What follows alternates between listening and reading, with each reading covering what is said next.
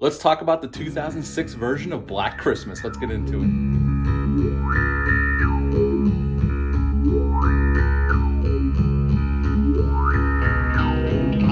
Hey everyone, welcome back to my channel. I hope you're all doing well out there. And today we're going to talk about another Christmas horror film as promised. But before we get into it, like, comment, subscribe. Join me here. I greatly would appreciate that. Click the little notification bell. That way every time I upload a video, you will get notified and you can see what I have going on over here. I greatly would appreciate that. Today we're going to talk about 2006 version of Black Christmas, or their first crack at remaking the 1974 classic Bob Clark's Black Christmas. Now, in 2000, we got Final Destination. That film came from the minds of Glenn Morgan and James Wong. They both co-wrote that script, they both produced it, and James Wong directed that film. Became very successful, sparked a big franchise out of it.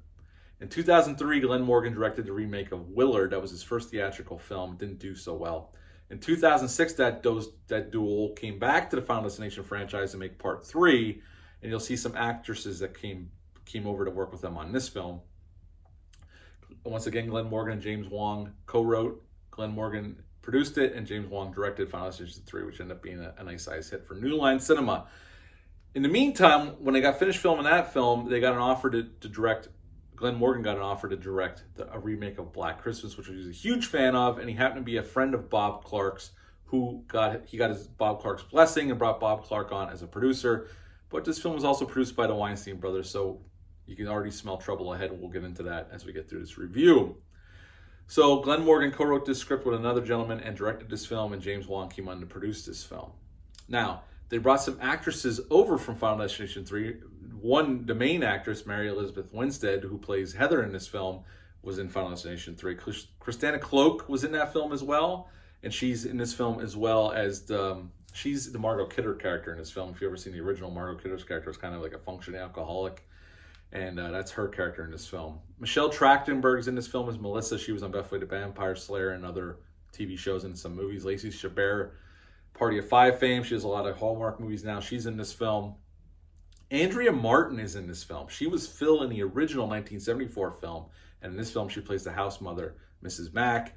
Oliver Hudson's in this film as one of the most notable male characters, mostly female cast, except for Billy, obviously, and he plays Kyle. And Katie Cassidy's in this film. This is her first horror remake. She went on to do a Nightmare on Elm Street remake, which I know a lot of people don't like.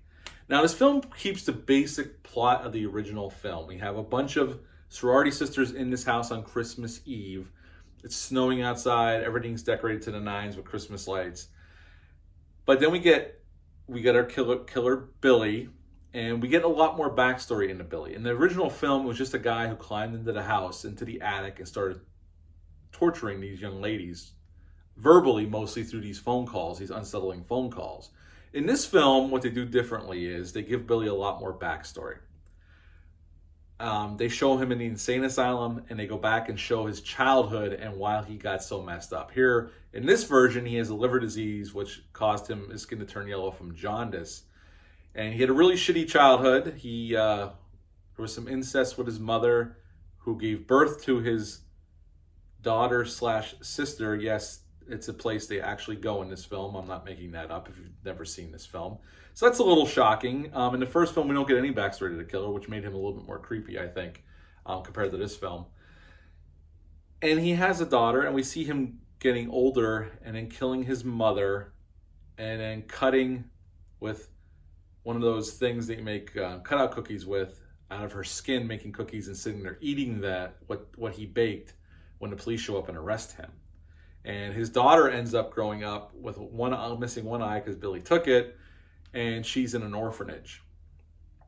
And that is pretty much the setup. And as would you expect, Billy gets out of the insane asylum, which wasn't in the original script. That was a edict from the Weinstein brothers to add the asylum stuff. Well, that's not my main problem with the film. The asylum stuff I don't really mind.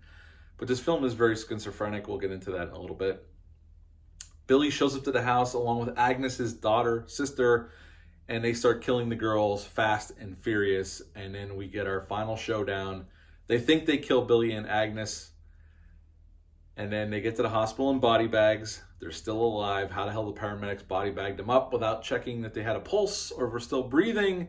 And they go after, well, our final girl is Katie Cassidy's character, Kelly, and this other woman who showed up to meet her long-lost sister.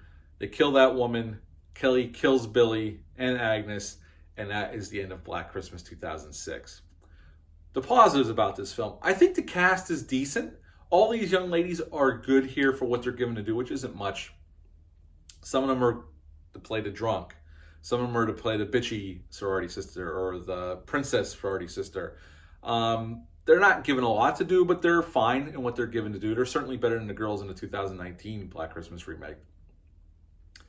Billy as the killer in this, I think this film suffers from showing Billy too much, but we're on the positives here. I think there's some really nice shots in this film. They definitely do the atmosphere right with all the Christmas decorations, the snow outside, showing that it's really cold. It's a cold Christmas Eve night.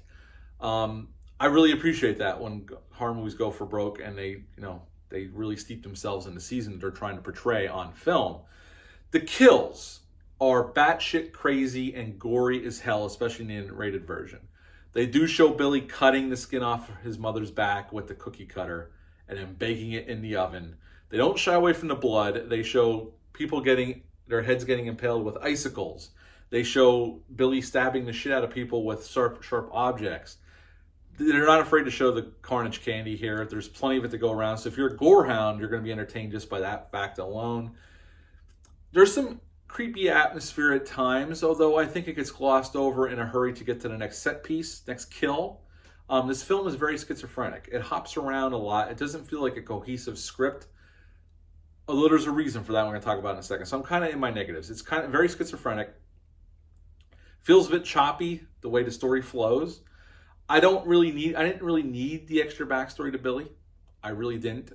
It's fine, but they introduced the incest shit. It's very disgusting, and I get this as an R-rated horror film. Although, from what I hear from Glenn Morgan, that was not his original intent. A matter of fact, the big time gore factor that we get, even though I enjoy that, it makes it a little bit fun considering the rest of the movie's not the greatest. The story is not the greatest. Was actually an edict from Bob Weinstein. He kept pressuring Glenn Morgan to go gorier and add scenes that Glenn Morgan wasn't in the original script. So I don't know what the original script looked like, but according to Glenn Morgan, this is his quote, Bob Weinstein basically urinated all over my film and made me change a lot of things I didn't agree with. As a matter of fact, there was a lot of tension on set.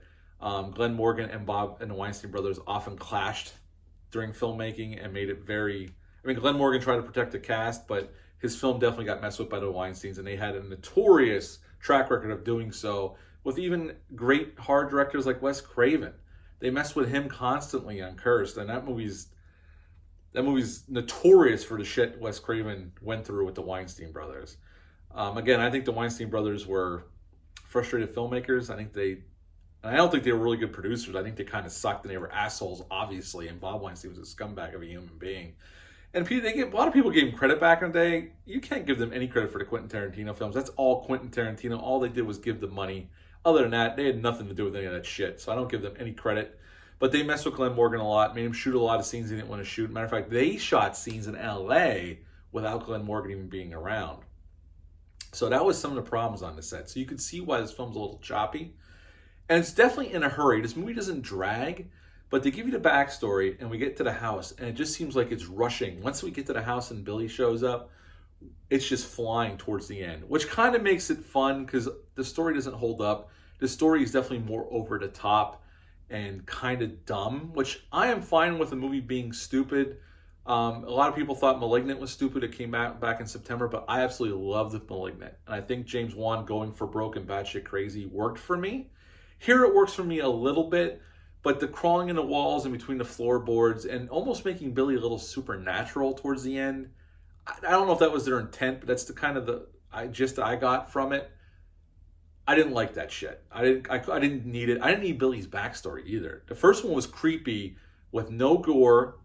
It was from the performances, the setting, and the atmosphere Bob Clark was able to create and the creepy phone calls. That's what made that film creepy and a little bit unsettling, especially for the first time you've never seen it.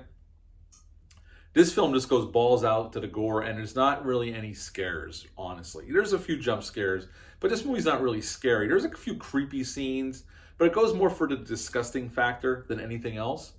And again, like I said, Bob Weinstein was pushing the gore more and more on Glenn Morgan. According to him, his original script wasn't that as gory as the finished product, but he just went along with it. Again, this is a $9 million movie. Why the Weinsteins chose to inject themselves in the filmmaking process, I have no idea, but they did it a lot over the years, and they were notorious for that shit. And it proves it here with how schizophrenic the movie is. It smells of too many cooks in the kitchen. Those are some negatives. Overall, though, I had fun with this film. It's the first time I've watched it in over 10 years, at least. Again, I had to watch it on DVD. It's the only...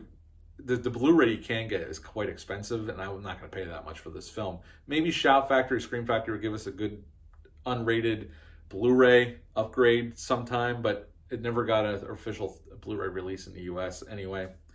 Overall, though, compared to the 2019 remake, this is a fucking masterpiece, honestly, because that movie is such a dumpster fire of epic proportions of shittiness. So this is definitely a lot more fun than that film, and it does inject the fun, even though it's dumb as hell, this film. Again, it's nowhere near as good as the original, but I still had fun with it. I do have a lot of problems with it, but it's still a gory, fun time for a Christmas horror film. I would give this film a 5.5 out of 10. You can sit down, turn your brain off, have a good time. It doesn't make you think too much. There's some really sick shit in this film, and it definitely goes for broke on the gores and the kill. So if you just show up for that, you're going to have a good time. If you're expecting a mood piece like the original film was, you're not getting that at all. They go for the more bonkers, batshit craziness of it. And some of it works for me. Again, I referenced Malignant earlier. That's a film that's so well done and so well directed, and I could respect James Wan for just throwing everything at the wall and going for it.